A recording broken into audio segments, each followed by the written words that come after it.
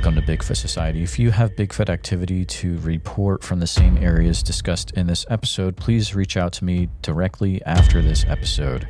And if you'd like to be on the podcast to discuss a personal Bigfoot encounter, please reach out to me directly at bigfootsociety@gmail.com. Do you wish there was more Bigfoot Society to listen to every week? Well, there is now. If you become a supporting member over at Patreon, you get a special members-only episode every single week on Wednesdays, and sometimes even more episodes. Head on over to patreon.com/The Bigfoot Society. And now let's get on with the show. I started to do lives over on my TikTok account, which is bigfoot.society. If you'd like to follow me over there, you probably will want to. I've had people start to call in on these lives. So this following episode is a collection of live encounter calls from my TikTok live streams. Some really wild stuff in here. So get ready and let's get on with the show. Hello. Hey, Rabbit. This is Jeremiah. Yeah, I was a lifeguard in Crystal Springs, Florida in 1972.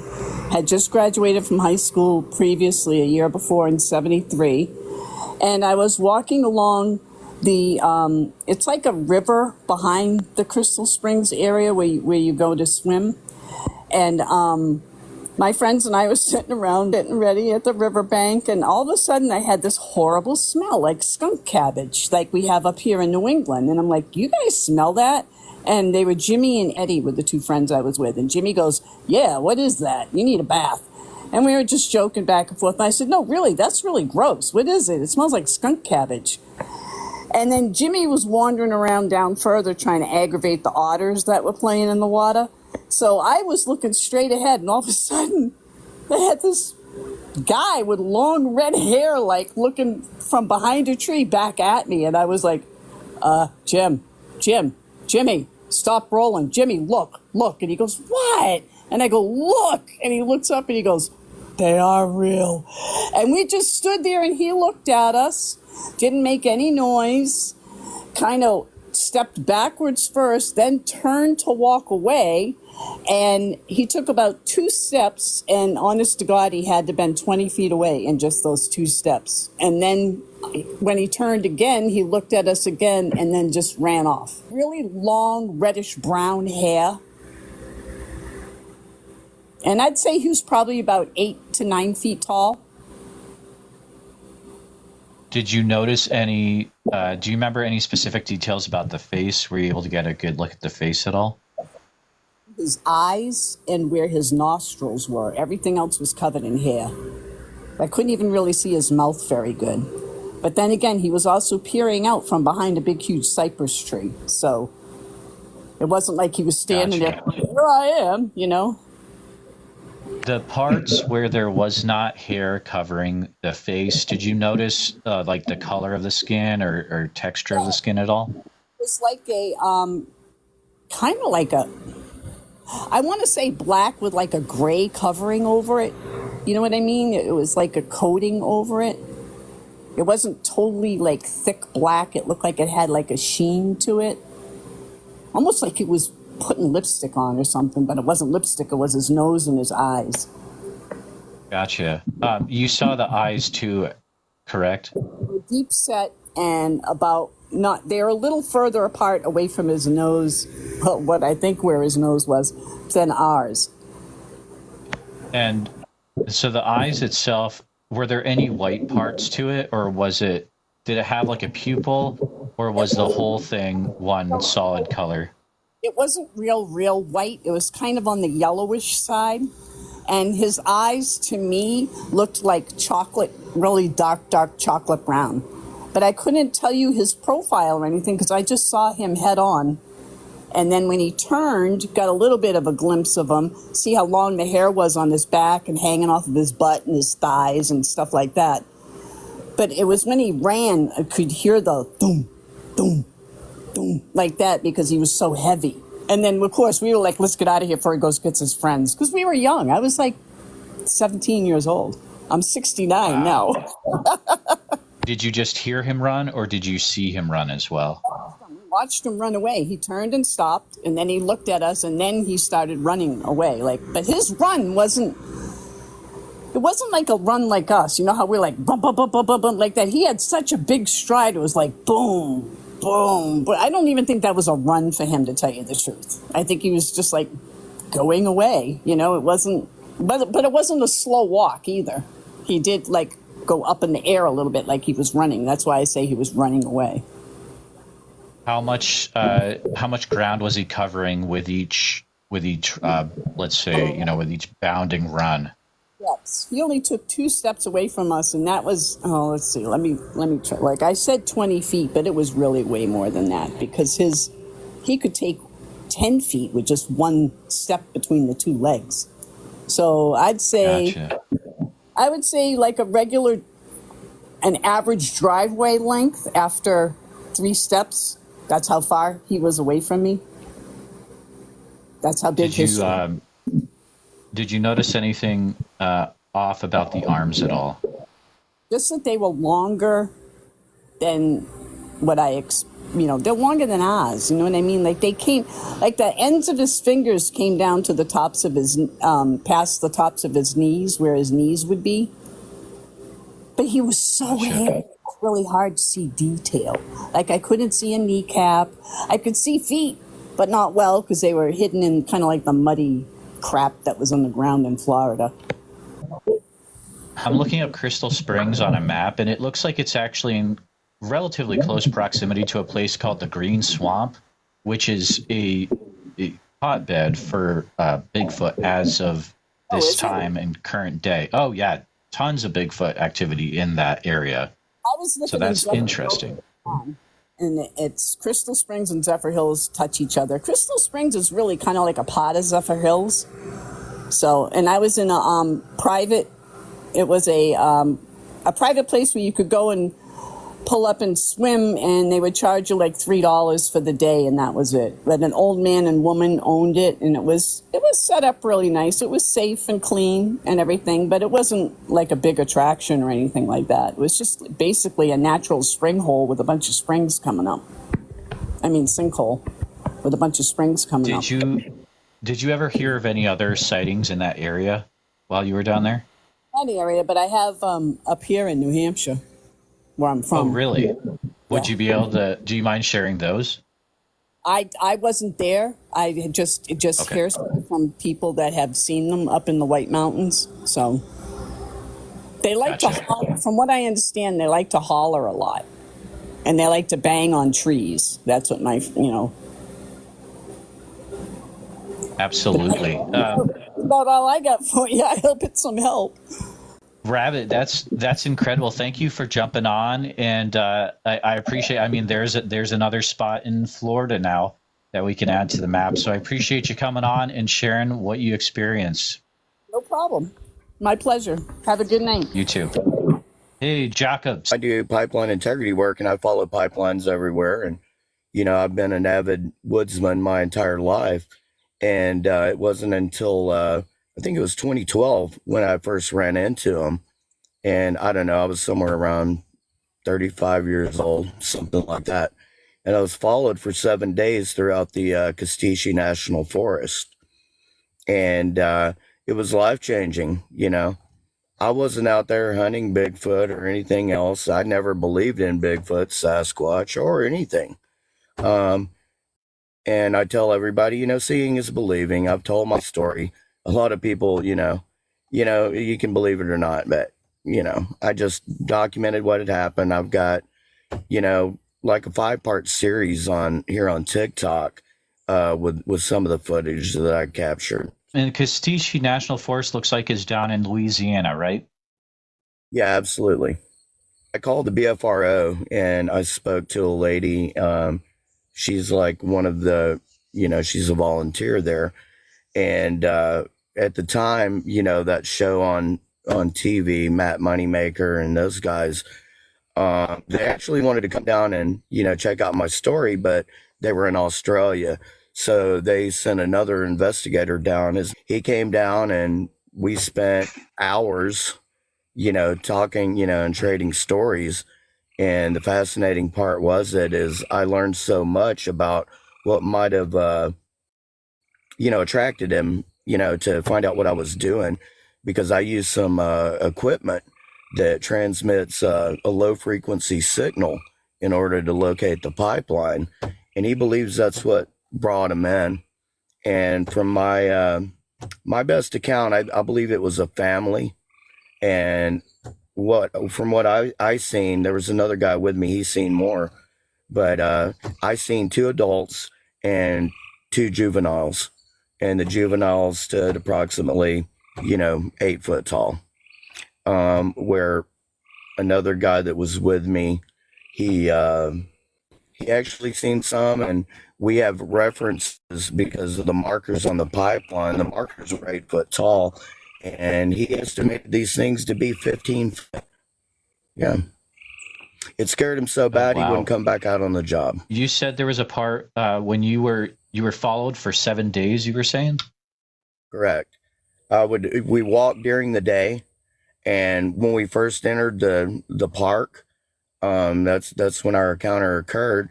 Well, we were driving, an hour to 2 hours back to our hotel, and the next day when we would pick the job up, they continued to follow, and they made their presence known. They were pushing over trees. How many trees would you say were pushed over around you during your time there? At least 2 or 3 a day during a 7-day period. And after I completed this project, I went back and I took a group of people 7 different times. And every time I would pull up to a certain location, I would say I took 7 trips out there, and 5 out of the 7 times I said, I'm going to pull up. I'm going to step out of the truck and I'm going to start talking. You're going to hear a tree snap and fall over. And 5 out of 7 times it happened. Yeah. No way, dude. Really? Yeah. Did you get any of this on video or on audio recording? I've got some video recording. Some of it I lost, but like I said, if you DM me or whatever, I can send you what I got. Oh, absolutely. And my email, if you want to use email, is bigfootsociety@gmail.com. But I would really appreciate that. Were you able to get a visual, or did you see anything of the creature during the time you were in there? I always saw him out of the corner of my eye moving from tree to tree. So I took my smartphone and I held it over my shoulder, and I'm wearing a pack with equipment on it because I'm surveying the pipeline. And I caught him moving from tree to tree. And the BFRO has all of my footage on this. And they took, the footage and analyzed it. They believe there was more out there than I actually thought there were. So. Do you have this footage on your TikTok as well, Jacob? Yeah, I've got so many videos. It's like you'd have to scroll to the very bottom and look. But I've got it saved to favorites. I could, send it to you. Yeah, absolutely. That would be amazing. Is that the main time that you've had a Bigfoot experience, or have there been other times as well? That was the first encounter. Ever since then, I've had encounters before because I live out on the Trinity River in Texas, out in the middle of nowhere. And I still travel. Snap, Jacob. Yeah, all throughout North America. And I've had many experiences. That first one kind of triggered it. And now they're more apt to make themselves known around me. And I've only had one bad encounter. I never felt threatened the entire time until once. And you could just, when they're around you, the hair on the back of your neck stands up and you get that feeling that you're being watched. And when you get that feeling, I didn't have any panic about me or anything. I was just curious as to what it was. But there was one encounter I could sense that it was a bad place to be and I needed to get out of there. So would you be able to, this is up to you if you want to share it, of course, but would you be able to share that one experience where things turned pretty rough? Yeah, I was out there with my former wife, and we were in the woods, and she worked with me, and we heard footsteps. And we knew something was coming around, and and we got that. Both of us we've had multiple experiences together, and we got that sense of fear, like, you don't need to be out here, you need to get out of here. That's what it felt like. Wow. So you just got out of there. Yeah. And there's occasions in Ohio, we were working on pipelines, and just walking down the right of way, and we heard knocking, and I just called out. I said, "Hey man, are you a Bigfoot?" Knock twice for yes. And there was 2 knocks, but that's irrelevant, but it happened. So, Jacko, do you think this is a thing where other pipeline workers run into Bigfoot experiences too? Have you talked to any of your coworkers or other people you know across the U.S.? only very few, because I still want to work in this town. I gotcha. Yeah, sure. Totally get it. Thank you for sharing what you've experienced over the years. I really appreciate that. Absolutely. Feel free to reach out to me, bigfootsociety@gmail.com, if you want to share anything, or you can send me a direct message on TikTok as well. But I appreciate you chatting today. Absolutely. Much love, brother. You as well. Wow, this is actually working out pretty cool. This is a cool deal. All right, I'm gonna send you a request if I can. I'm gonna try Clear. Here we go.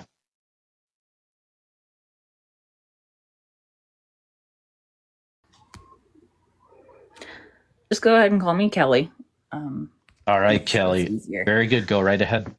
So I'm in Washington State. I'm on the coast, and I was laying in bed, and it was a couple weeks ago, and it was getting pretty hot out here, so I had all the windows open to get that breeze through, and I'm on second story, and I'm listening to these coyotes, and I'm like, okay, yeah, they're a good distance off, and then there was one that was not a coyote, and it was like bigger, but it was still on like that high pitch, and then it turned into a whoop instead of a howl.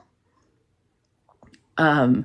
And it sounded like it was up the Wainuchi River, which makes sense because like when the weather turns the way it is, like they come down for the fish and stuff like that, and the berries and stuff will start kicking off here shortly, and they usually are right around the waterways and stuff. That is wild to hear. So you heard a coyote, a large coyote sound turn into a whoop. Yeah, so like I heard the pack of coyotes because we're out in the country, right? And they're all around. We are surrounded by river. We've got the Wainuchi that runs past the house, and then we've got the Chehalis that runs around with the hills around us. So we are literally waterways all over, and we'll hear the coyotes like back towards where the Wainuchi goes into the Chehalis, and then we'll also hear them up towards further back towards the Wainuchi River Valley towards Donkey Creek. I know if anybody's Googling, like we're just like in this fun little valley. So like I heard it up towards the Donkey Creek side of the house, and then it was like they were way out there, and then all of a sudden it was like way bigger, and it was really loud, and like a deeper coyote howl, and it definitely sounded like a coyote howl, but then it turned into a whoop at the end of it. And it I've lived here my whole life, and it was not a coyote. It was definitely not a coyote, and it made me run through my brain of like, okay, well, what could that have been? And that's, I could only think of one creature in these neck of the woods that could have been, because bears make that noise. Cougar, don't think it was a cougar. I don't think coyotes get that big and then change into a whoop from a howl. And then the range it went seems beyond a coyote. That's just incredible. Have you heard of any other sightings that have happened in your same area, or people reporting things that are a little out of the ordinary?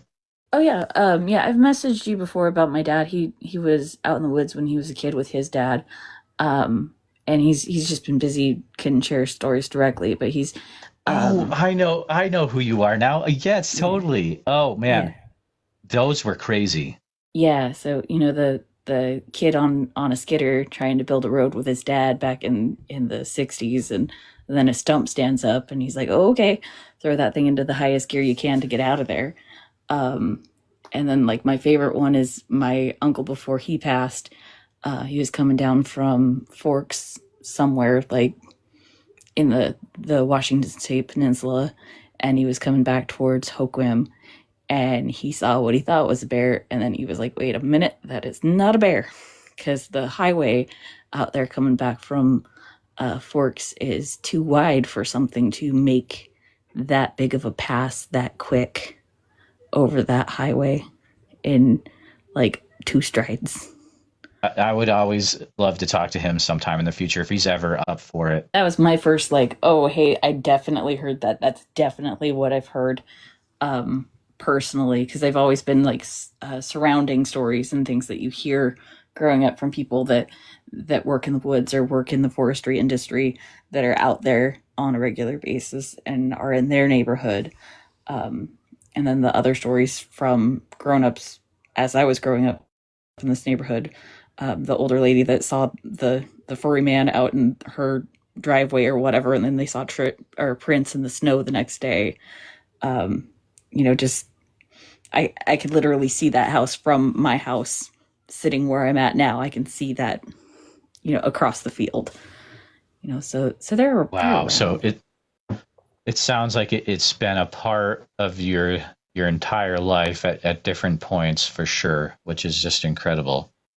Yeah, but that was my first experience with a definite, that cannot be any other critter than that, any other creature than that. That's incredible. Kelly, thank you so much for agreeing to come on for a few minutes and sharing some things about your area. I really appreciate it. Yeah, no problem. Have a good day. Hey, Big Mike. My name's Jeremiah. How are you doing today, sir? I'm doing good. I saw your comment where you said there's a Bigfoot family living in Orofino, Idaho, near the Clearwater River. Just curious what you knew about that. So it was probably 96, 97. I lived in northern Idaho. And there's a reservation called Lapwai Reservation, which is the Nez Perce Indian tribe. And they are very, very believers in that. My experience was if I did see it or not, it was just kind of cloaking. And I don't know if you understand what that means. I saw it, but it just caught me. It froze me when I looked at it. And I saw it, like I saw the figure and everything, and then it just kind of like disappeared into the tree. And a lot of the natives in that area claim that there is a Bigfoot family living in those mountains. So it's northern Idaho, close to the border of Washington, where Lewiston, Pullman area is. It's a beautiful area. And Orofino is the town where Lapwai Reservation is. And there's been several sightings up there. But my experience was in the 90s. It was near the Clearwater River. And it was, you look at it, you're in disbelief, but you believe. I don't know, I can't really explain myself. It was just, this was almost 30 years ago. Wow.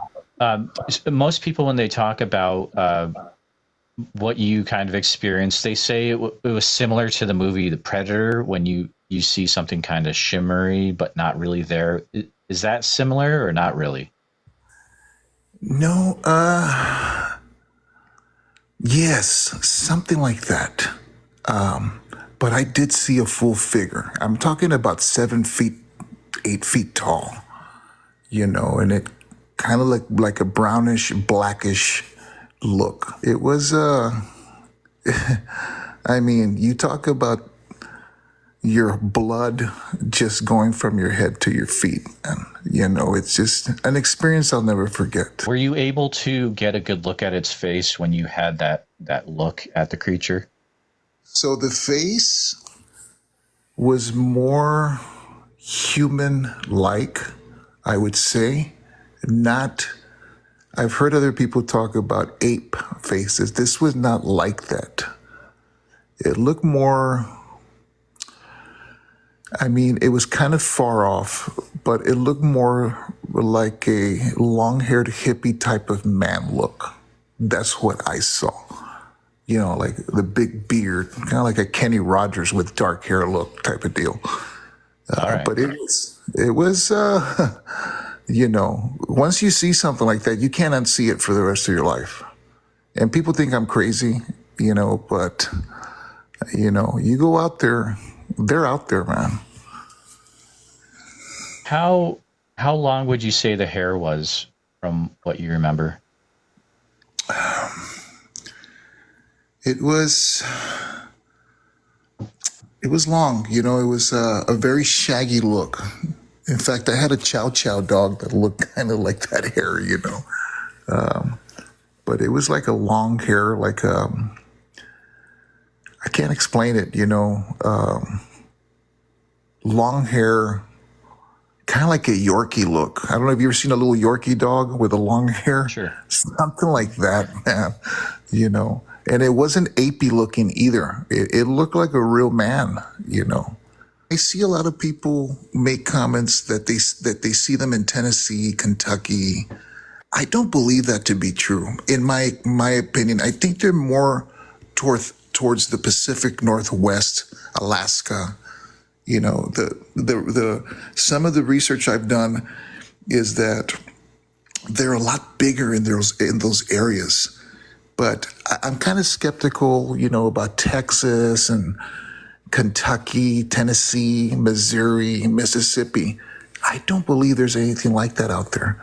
I think it's more towards the Pacific Northwest. And if there were some type of hominid that lived in those areas, it might have migrated towards those areas. Because I've never heard of a real sighting in those areas like Tennessee, Texas. I'll just say, I know there's some wild ones in the Pacific Northwest, but there are things happening in Tennessee that would make your head spin that I've been talking to people off air about. It's very wild. Yeah. And I could be wrong. I could be wrong. I'm entitled to be wrong, I guess, right? Absolutely. But my experience, the most sightings are Oregon, Washington, Northern California, British Columbia, even New Mexico. So there's a friend of mine that lives in New Mexico up in the mountains, and there's a lot of literature and sightings of Bigfoot in that area. And there's even statues commemorating Sasquatch in those areas. So I'm not new to this. I've been very intrigued with this most of my life. I'm 54 now, so I really got into this around my 20s. It's something else. Once you see it, you don't unsee it anymore. That's what I hear, Big Mike. It's once you have that first sighting, it's with you for the rest of your life. But I appreciate you jumping on and having a quick chat, and definitely keep in touch, my friend. Sounds good to me, man. I really enjoy your show. Thank you so much. Thank you, sir. I'm going to go ahead and send a request to They Watch Us from the Moon. I've seen your comments, and I'm really interested to hear what you've experienced and what you know about that area there. Okay. Can you hear me okay? I'm driving in my car. Yes, sir. Sounds great. Okay, cool. So I'll say about 25 years ago, and I live in Douglas County, Kansas, which isn't too far from Kansas City, Missouri metro, about 45 minutes or so. About 25 years ago, some friends of mine had some property south of us about an hour down in what's called Lane, Kansas, which is southern Franklin County, Kansas, and it's very rural. And we were camping, hiking, shooting guns, Kansas kid stuff. We were sitting around a campfire one night and we heard this. I don't know if you ever heard a deer scream. I don't know if you're a hunter or if you ever been out in the woods and spooked them. I've heard it. Yeah. So we started hearing these deer just raising all kinds of cane. And we're like, what in the world? And then all of a sudden, I would say probably a herd of like 25 deer just came storming through our camp. And we were like, holy crap, wouldn't it possibly spook these deer like this? And that was kind of over at the event. And then like 2 weeks later, we're sitting around this campfire again. And from the other direction, we hear coyotes just raising hell. I mean, I don't know if you ever heard everybody's heard coyotes yapping, but there's a difference when, like, if you ever heard a coyote get trapped in a cage or a trap, oh wow, you never heard one make such a hell of a racket. And we're sitting there and all of a sudden these coyotes are just raising hell. I mean, it's going nuts.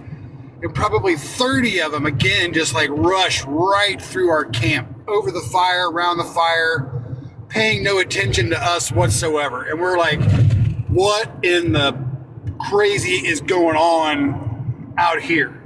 And we didn't sleep the rest of the night. Soon after that, because we went to these batch of woods like all the time. Soon after that, we started finding structures.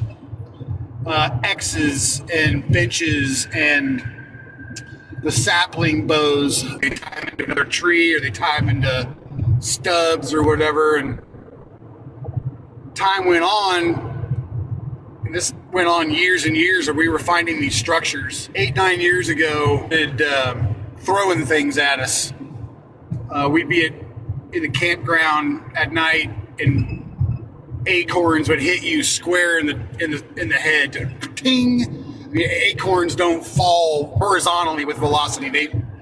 They fall straight down, And they would wing sticks at us and acorns and rocks. We were the only people up there at this property, like week in, week out. We were the only ones there. We were there every weekend. Shooting, we would you'd lose around here and there just in the woods or at the shooting range, and we would come home or come back the next week and start a fire, and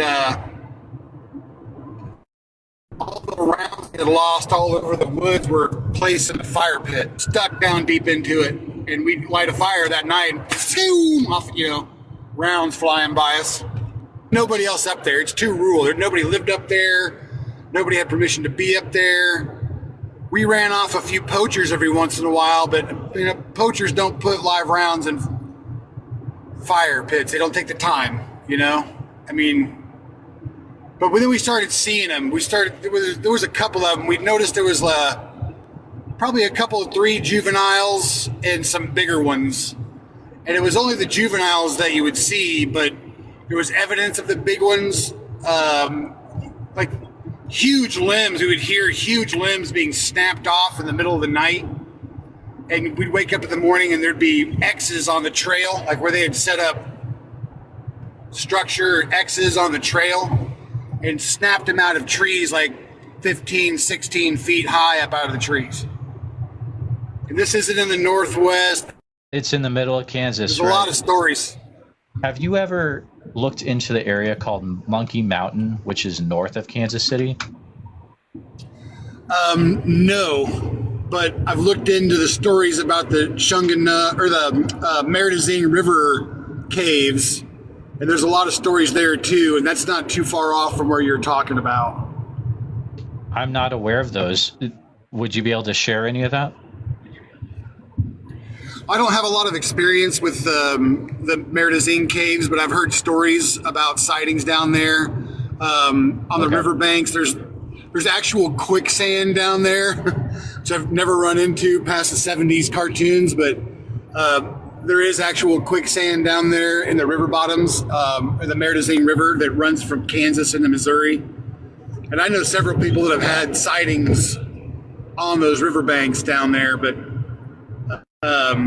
no. But there's also, even further south of Franklin County, where I'm talking about, is Crawford County. And there's been sightings and stories of pods down there for 250 plus years. There's a tourist attraction there called Big Brutus, which is at one time was the biggest steam shovel in the world. And it's very rural. It's out in the middle of nowhere, and there's camping out there. And people have Bigfoot sightings around the Pittsburgh, Kansas, Crawford County area for, like I said, 250 years. It's very prevalent in Kansas and Missouri. It's all over the place in this area. We're not too far off from the Ozarks, which, Sure, there's places in the Ozark that no human beings ever stepped on yet. All right, let's see if we can have Country Girl on here. Send an invite to her. Hey, Country Girl, this is Jeremiah from Bigfoot Society. Thanks for coming on. I'd love to hear what you've experienced. I saw your interesting comments there. Yeah. I commented on one of your posts before, so it might sound a little familiar. Okay.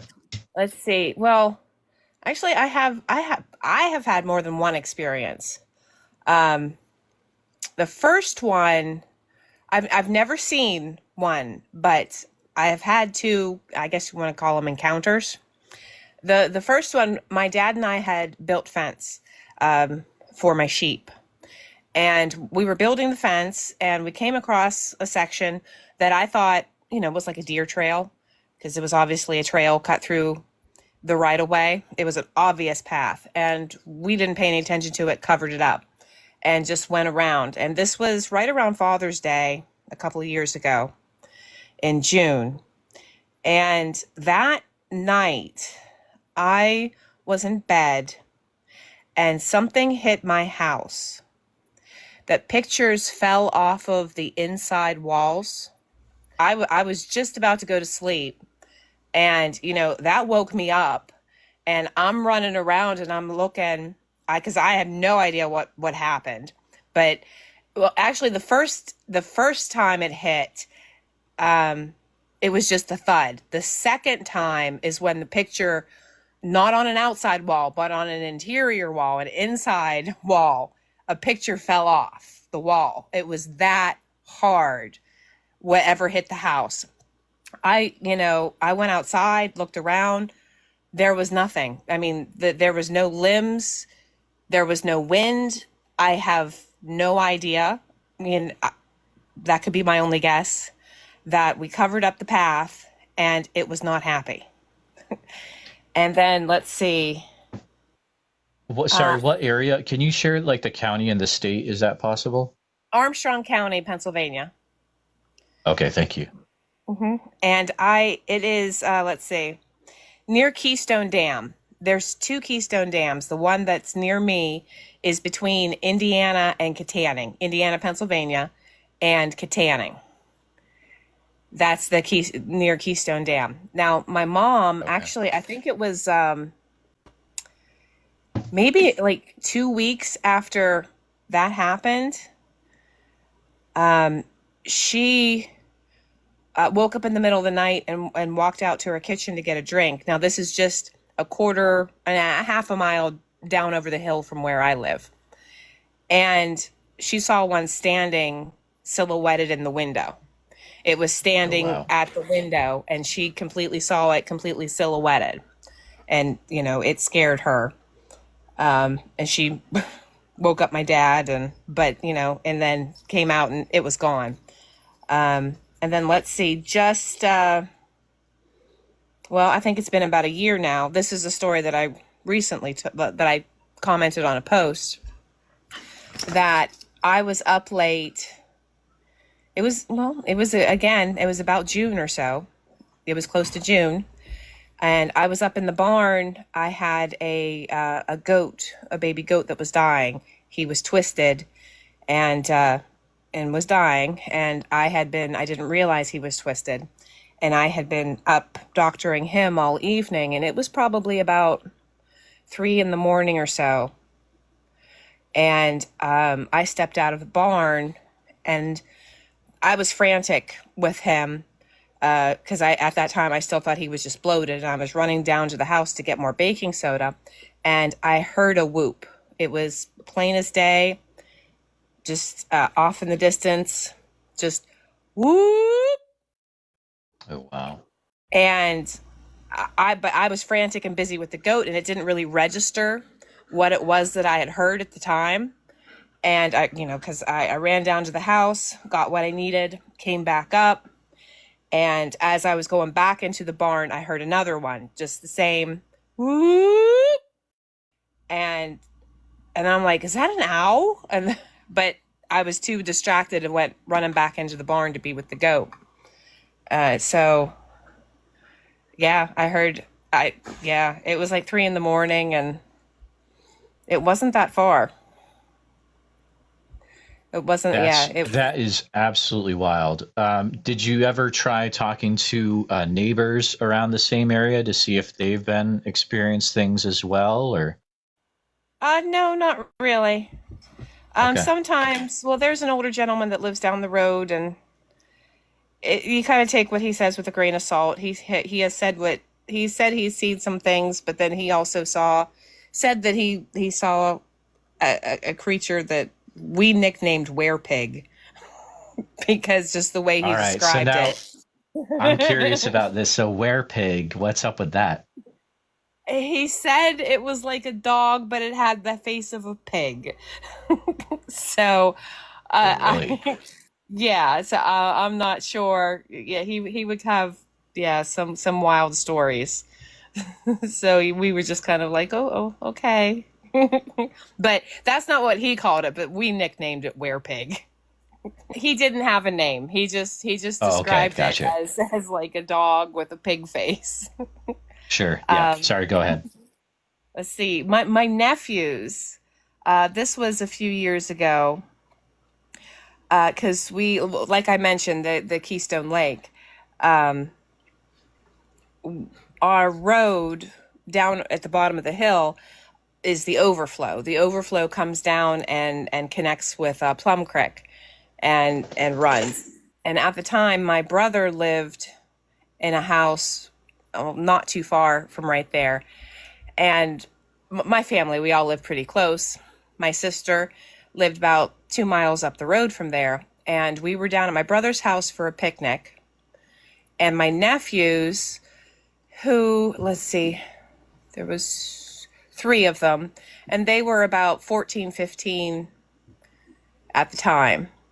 And it was July, the end of June, 1st of July. I think it might have been a 4th of July picnic. And they decided to walk from my brother's house back home to my sister's. And they're walking up the road. And they said they saw a big man in a fur coat, and they were all laughing about it, going, wearing a fur coat in July. And he had stepped out of the woods, looked at them, and then stepped back in. And they were a little nervous because there was this weird guy, but yeah, they said their comment was this really big guy wearing a fur coat in July. So yeah, there's some activity, and it all seems to be right around June, mainly June, the 1st of July. June. Okay. And remind me of the years again that this all happened in. Okay. Let's see. I heard the whoop last year. Okay. And let's see, we built the fence. It's probably been about 5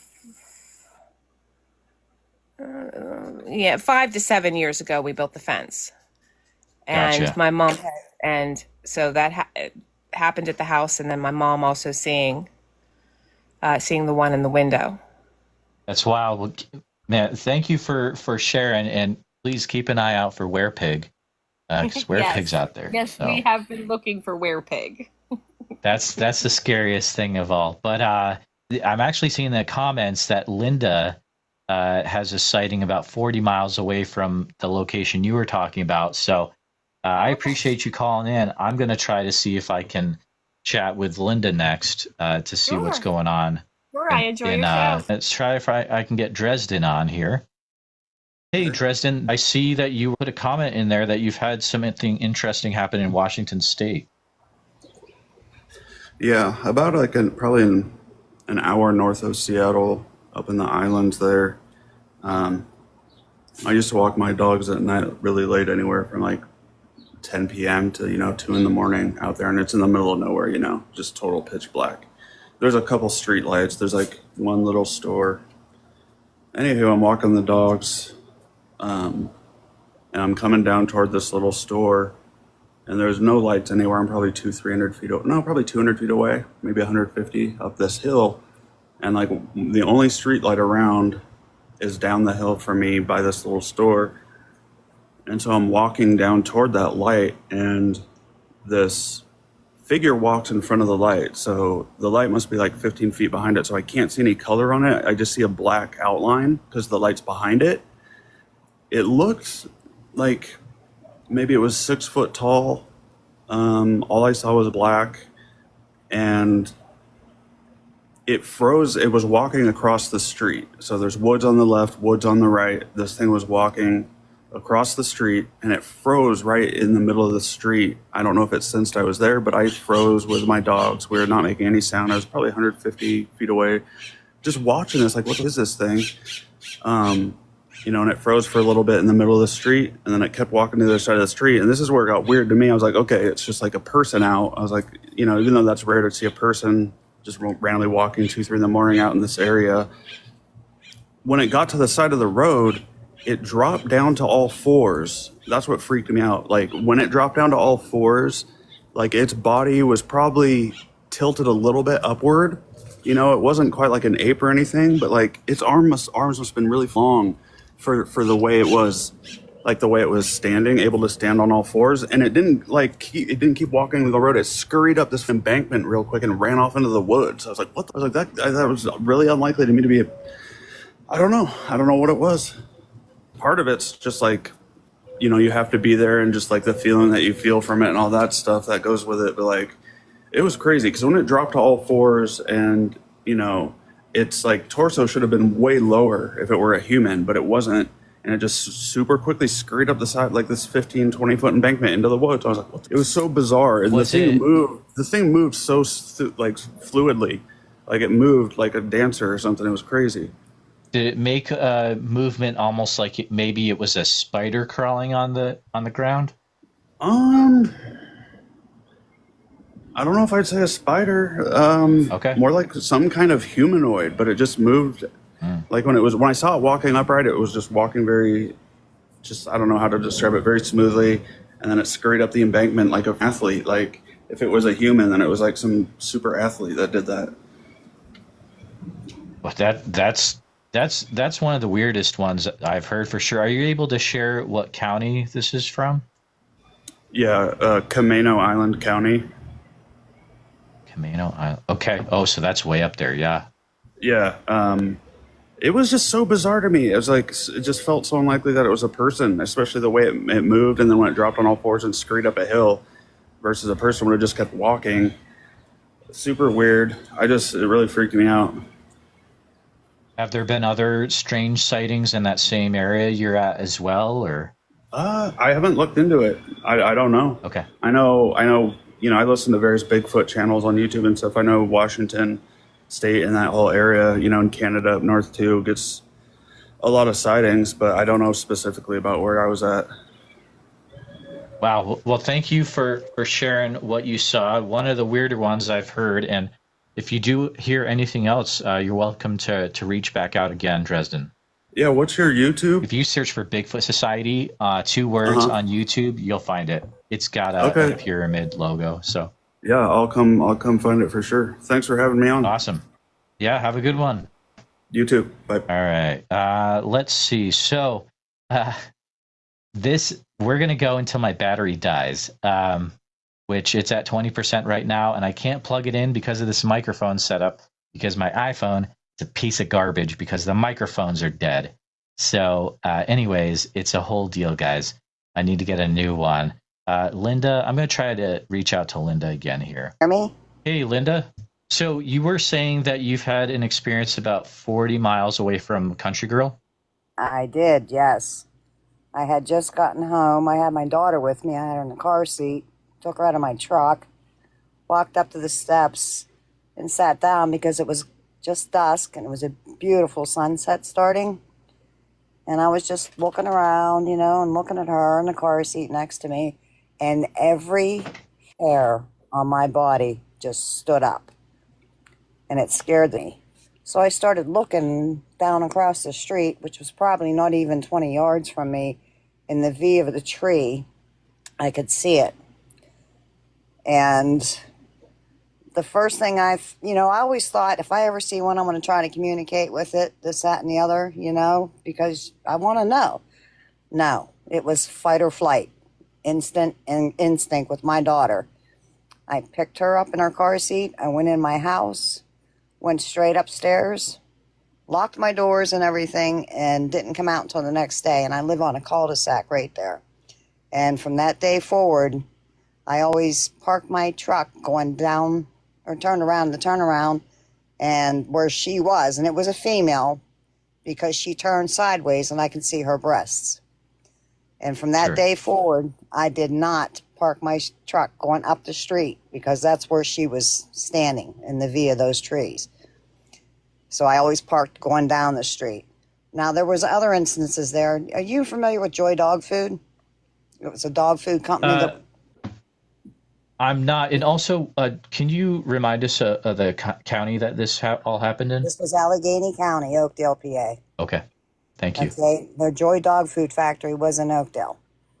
And what they used to do is bring in the corn and everything. Now, there has been times when I lived there that my whole house would shake from something running through the yards. Now, I'm not the only one that's witnessed this, but nobody will talk about it. And what they would do was they were killing the deer that were feeding on the corn that they were bringing in for the dog food. And we had found bones and everything down over the hill and everything. Because there's railroad tracks right there that are no longer there. It's a trail now. And we found deer bones down there. A couple rotten carcasses. And this went on for years. But nobody would talk about it. I would ask my neighbor, hey, did you hear? Did you see? We don't talk about that here. It's just crazy. And then my grandmother and my grandfather lived up the street on, if you come down my hill and go up the hill to the right, they had a house next to the cemetery up there. My grandmother took a Polaroid picture of a Bigfoot sitting next to her car on the ground with a baby in its arms. Now, my brother has that picture, and he sent it to BFRO, or the Bigfoot guys. Yeah. You think I'm kidding? No, I'm just saying now no one will ever see it. I know. It's insane. It was just, they're there. I'm telling you, they're there. And if you look up sightings in Pine Woods, that's right down the street from Oakdale. Did you see that Polaroid yourself? I did. My mother was the one, God rest her soul, that pointed out that she was holding a baby. And it was next to my grandmother's gold Dodge Dynasty. She was sitting on the ground holding the baby in her arms. You could actually tell what it was, like it was a pretty good picture too? Yes. Oh, wow. My grandma didn't think nothing of it, There's probably no copies of that, right? Like it was a one-time photo. Yeah, it was a Polaroid. Oh my goodness. And unfortunately, my brother and I don't speak anymore, so I wouldn't even be able to get it. So, but yeah, oh man. I hope they still have it somewhere in something. I do too, because it's just amazing. It's So I want to go back to you said Joy Dog Food in Allegheny County? Yeah, it was in the town of Oakdale. It burned down. There was a fire. And you were saying that there was so much corn there that the deer would come in and then the Bigfoot would come after the deer? Yes. Oh, wow. Absolutely. And then when they changed the tracks a little bit, then they would bring the trains in, because they used to bring it in by truck and dump it down the chutes. When they brought the trains in, they would back up, lift up the trains and dump it. It was amazing with the stuff that they did. Yeah, but there was bone carcasses down there and everything. And there was still, I moved out of there a year ago, and there was still deer coming around through there. So I'm looking at it on a map, and Oakdale's not that far outside of Pittsburgh, is it? No, it's 14 miles southwest, exactly. Goodness. What year was it that this all was happening? 1994. Oh, my I goodness. just moved back from Florida. Yep. Wild. I haven't heard of this, but I bet other listeners have probably heard of this if they can share it in the YouTube comments or whatever once I post this. But oh man, this is wild. And they had built a botanical park down where Pine Woods is. Okay, yeah, I see it. Kids were going up in there and stuff. A few of my friends would go up there, and they would be terrified because they could hear these things knocking the trees over, coming down and get them. No this way, is what really? I've heard. I wouldn't go up there. I was too terrified, especially after the experience with my daughter. But yeah, it was, knocking trees down, chasing them out of there. So in the 90s, this area of Pennsylvania was just wild with Bigfoot. Well, in my opinion, I've seen one. I've heard them running through my yard, for sure. There's no doubt in my mind. And I seen her too. Now, like I said, the only reason why I knew she was a female because she stood sideways, and I could see her breasts. And she was probably 7 foot tall. But it's just so strange to me how every hair on your body stands up when you sense something like that.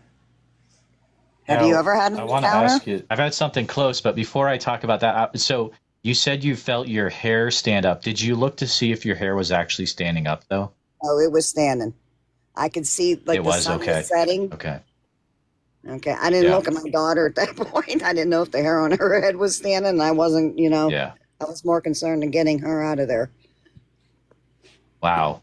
Myself personally, I haven't had a visual, but I have, I think, been affected about a month or two ago when we were out camping. We got a knockback. My kid said he thinks he saw something, but he's not sure. And I had some really weird issues happen around dusk where, it just felt like I was being affected. It's very, very weird stuff. Lines up with other people, what I've heard other people say, but, the area that this all happened in Iowa, we've had trees get pushed over. We've heard whoops. We've heard long howls. We've heard all sorts of stuff in this area. So not surprising that, we had more stuff happen. So, but Linda, it has been a pleasure chatting with you about this tonight. This is just incredible what you've relayed to us.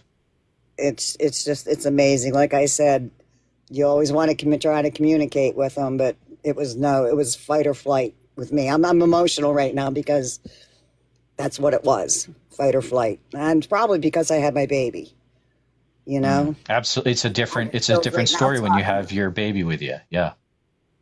Yeah, it scared me. It really did. I'm just glad she didn't come after me.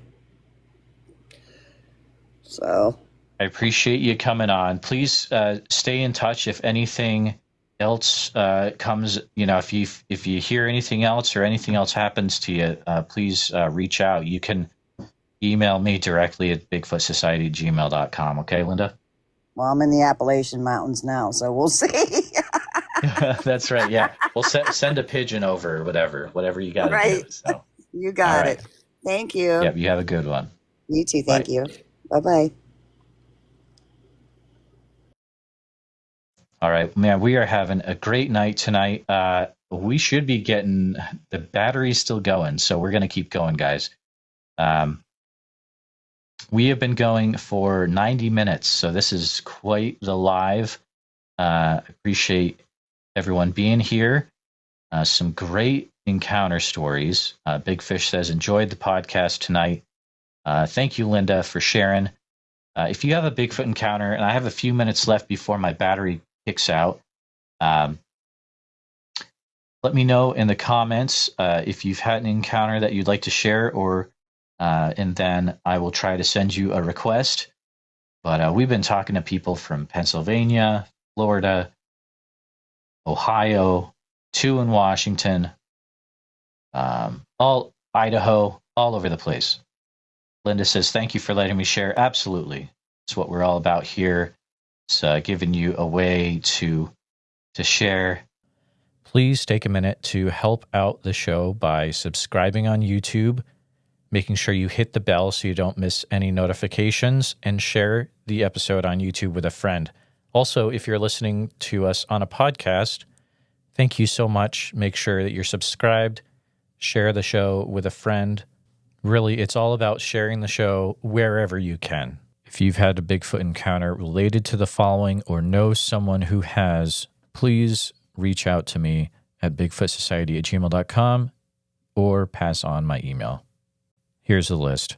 All right, Bigfoot Society, if you have an encounter, a sighting, anything weird, Bigfoot related or not Bigfoot related that's happened in a state forest in Iowa, reach out to me directly, bigfootsociety@gmail.com. The focus is state forests in Iowa. Thank you.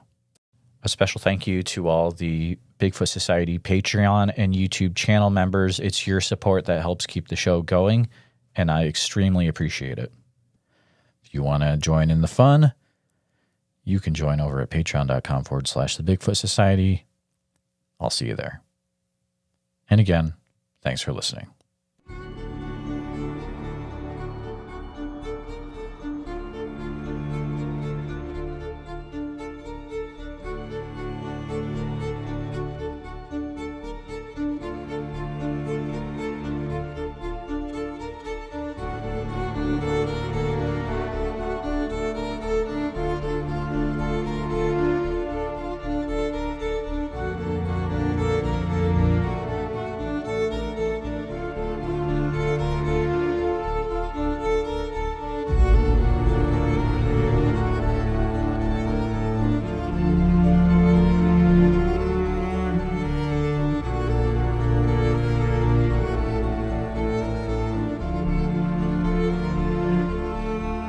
Her and I can get on here and we can tell our stories.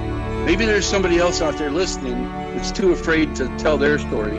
Maybe this will give them the courage to come out and not feel so bad about it. Who cares what anybody thinks? I know what I saw. I know what's out there. That's all I care about.